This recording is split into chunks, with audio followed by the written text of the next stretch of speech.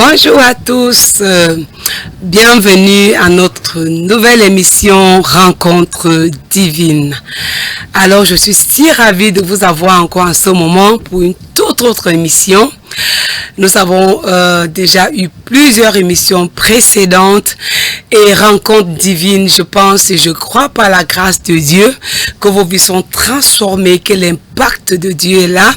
Et je voudrais rendre grâce à Dieu pour cela. Moi, c'est Maman Lucille de la cathédrale des signes et des prodiges. Alors, ravi de vous avoir ce matin une fois de plus. Nous allons continuer notre thème sur cette étude magnifique sur la personne de notre Seigneur Jésus-Christ. Nous avons vu son éternité, nous avons vu sa mort, nous avons vu sa résurrection, en tout cas, pas mal de thèmes le concernant. Mais pour cette autre mission, nous allons parler de son exaltation.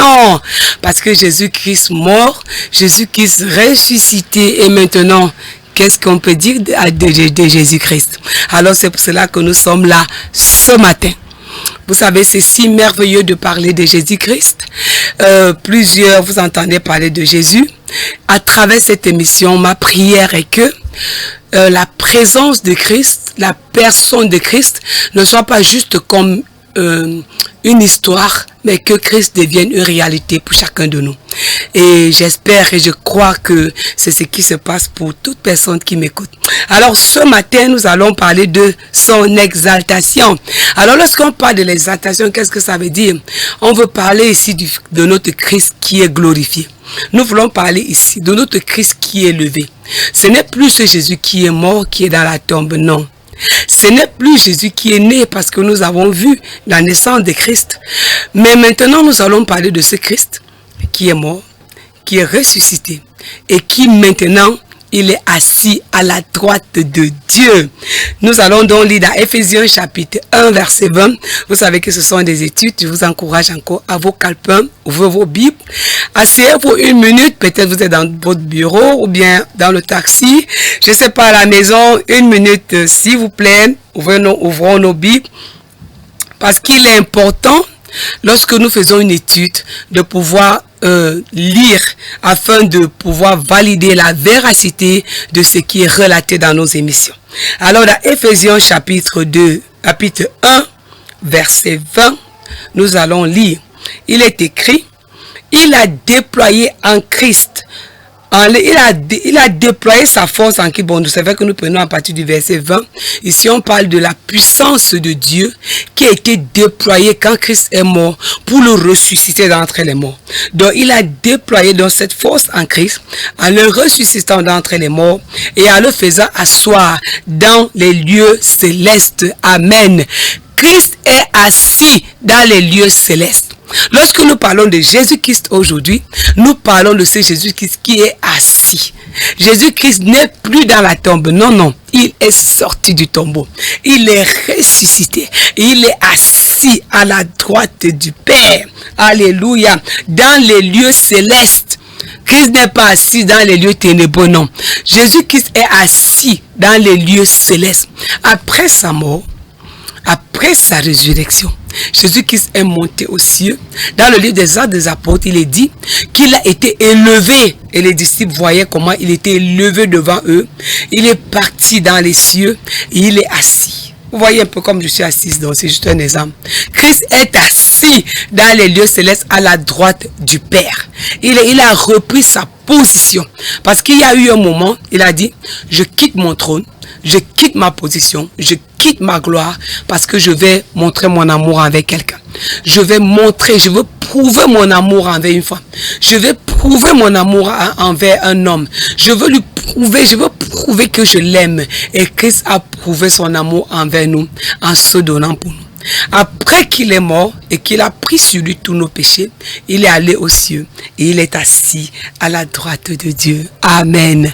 Il est assis au-dessus de toutes choses. Et c'est pour cela que nous allons lire dans le livre de Philippiens chapitre 2. Il est écrit ici dans le livre de Philippiens chapitre 2 que ce Christ qui a été élevé, qui est assis sur le trône. Il n'est pas juste assis, juste comme un de représentatif. Non, il est assis dans sa pleine autorité. Il est assis dans sa pleine puissance. Il est assis dans son plein pouvoir. Et Éphésiens 2, verset 9 va nous dire, c'est pourquoi Dieu l'a souverainement élevé. Dieu l'a souverainement élevé et lui a donné le nom qui est au-dessus de tout nom. Afin maintenant qu'au nom de Jésus-Christ, tous genoux fléchissent dans les cieux, sur la terre, sous la terre. Notre Jésus a été élevé. Notre Jésus est assis. Il n'est pas assis de façon passive, mais il est assis au-dessus de toute principauté, au-dessus de toute autorité, au-dessus de toute domination, au-dessus de toute force, dans les trois mondes. Ça veut dire que dans le ciel, sur la terre, sous la terre, Christ est celui qui règne. Amen. Il règne au-dessus de tout. Peut-être en ce moment, vous posez la question, donc il peut régner au-dessus de cette situation? Donc il peut régner au-dessus de cette circonstance? Donc Christ peut être au-dessus de cette maladie?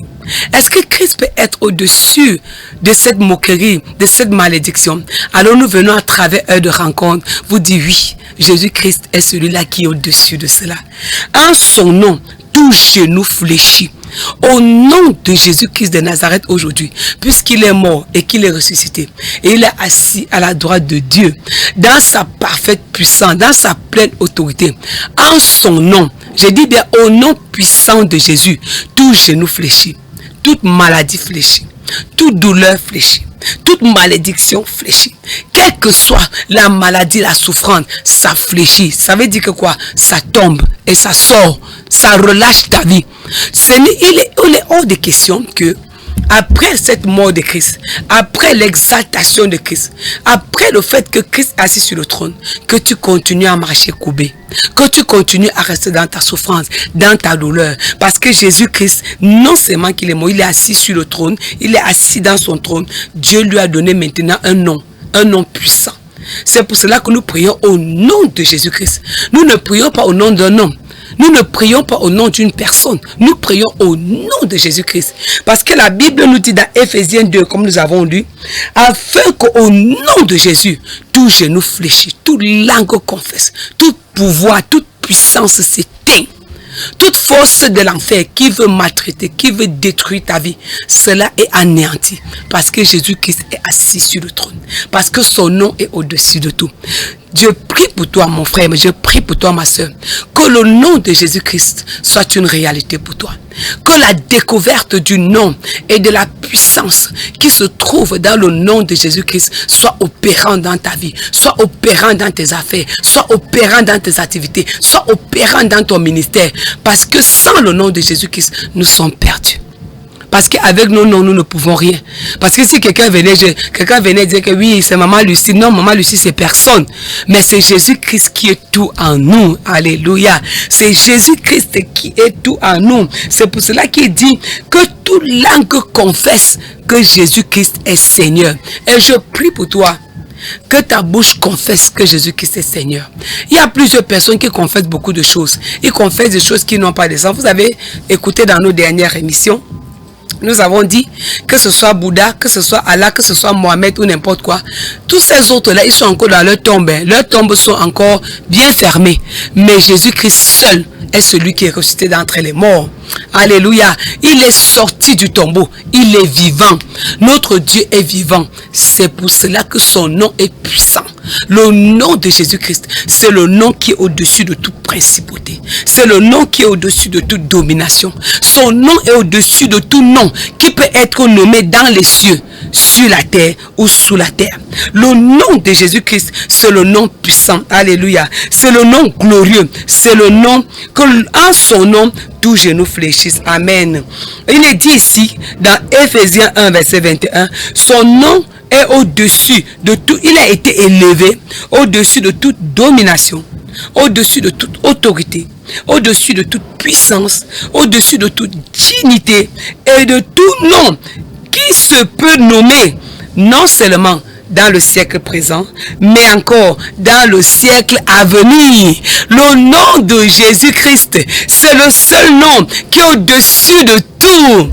Mon frère, ma soeur, chers téléspectateurs de Canal 7 Gospel, de Radio Libération, quel que soit le lieu où vous nous écoutez en ce moment, le Dieu Tout-Puissant a jugé bon, dans son amour pour nous, de nous donner quelqu'un, la personne de Jésus-Christ, qui est venu, qui est mort, qui est ressuscité, qui est levé, qui est exalté, et son nom est au-dessus de tout nom. Quel que soit le nom que tu peux prononcer en ce moment, peut-être tu vas dire que ah, mon nom, j'ai le cancer. Jésus-Christ te guérit du cancer. Peut-être tu vas dire, oh mon nom, je suis possédé. Il y a plusieurs démons. Oui, même dans les Écritures, il y avait cet homme qui était possédé de légions de démons. Mais au nom de Jésus, tu es libéré. Peut-être tu vas te dire, peut-être moi, ma situation, personne ne peut me comprendre. C'est depuis mon enfant, j'ai toujours été comme ça. Non, quand Jésus-Christ arrive, l'histoire change. Que ton histoire change au nom puissant de Jésus. Que ta situation change au nom puissant de Jésus. Parce qu'aujourd'hui, pendant que tu écoutes cette émission, tu es en train de te rendre compte qu'il y a un nom qui nous a été donné, qui est au-dessus de toute domination. Ce nom est au-dessus de toute autorité. Quelle est cette autorité qui voudrait oppresser votre vie?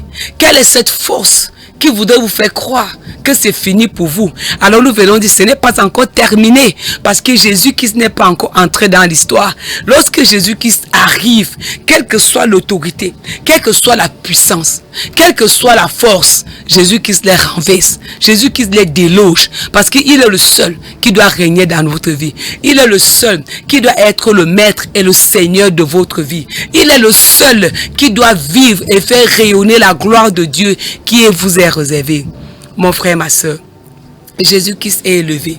Jésus-Christ est exalté. Jésus-Christ est assis à la droite de Dieu dans les lieux célestes. Il n'est pas assis dans les lieux terrestres, non.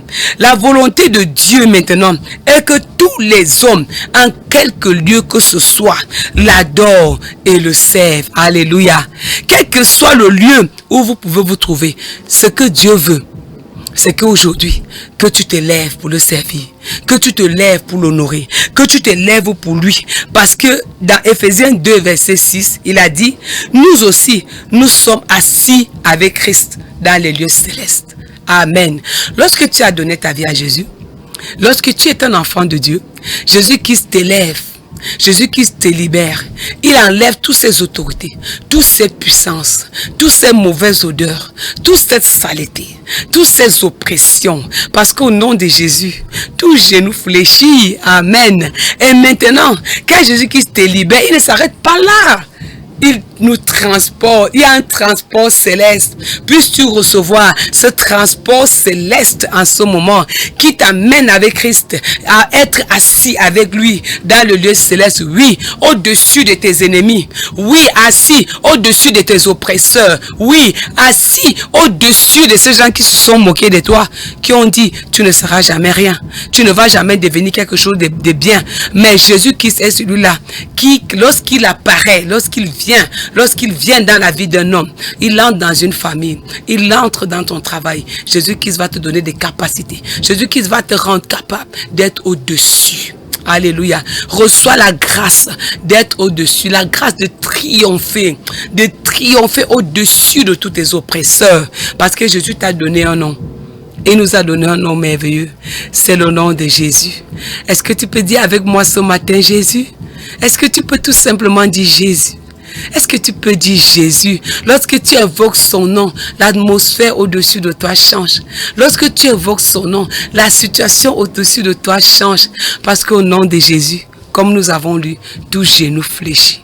Alors que toutes ces choses fléchissent et que ta lumière paraisse, reçois la joie du Saint-Esprit, reçois la paix de Dieu, reçois la vie de Dieu, parce que Jésus qui s'est donné pour toi.